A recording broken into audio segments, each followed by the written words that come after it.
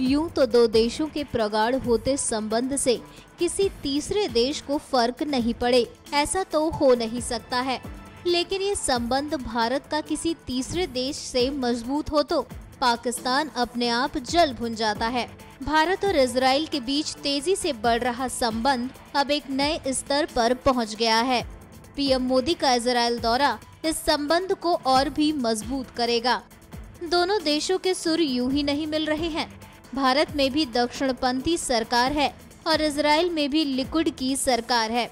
माना जाता है कि दोनों देशों में कई समानताएं हैं। इसने दोनों देशों के आपसी संबंधों को विस्तार दिया है। भारत इजराइल के बीच कई क्षेत्रों में समझौते होंगे। इस बात से पाकिस्तान और चीन दोनों को फर्क पड़ता है। वैसे भारत और इजराइल के नेता मौजूदा रिश्तों की मजबूती के बारे में बात करने में झेपते नहीं हैं।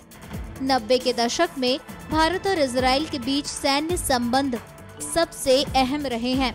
माना जा रहा है कि बीते एक दशक में दोनों देशों के बीच करीब 670 अरब का कारोबार हुआ है। फिलहाल भारत हर साल लगभग 67 अरब से 100 अरब के सैन्य उत्पाद इजराइल से मंगा रहा है। इस मजबूत होते संबंधों में इजराइल की चतुराई भी छिपी है।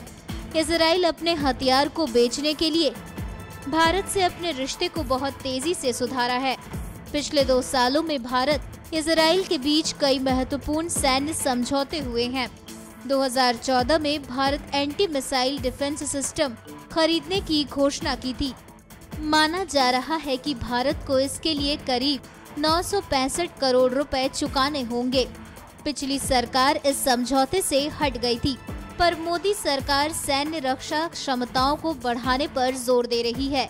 इसमें भारतीय नौसेना को एंटी बैलिस्टिक मिसाइल से लैस करना भी शामिल है। यही सब कारण है कि अमेरिका के साथ साथ इजराइल से समृद्ध हो रहे व्यापार और कारोबार पर चीन और पाकिस्तान चारों खाने चित्त हैं। हो सकता है आने वाले दिनों में पड़ोस के दोनों देशों की चिंता कुछ और बढ़ जाए।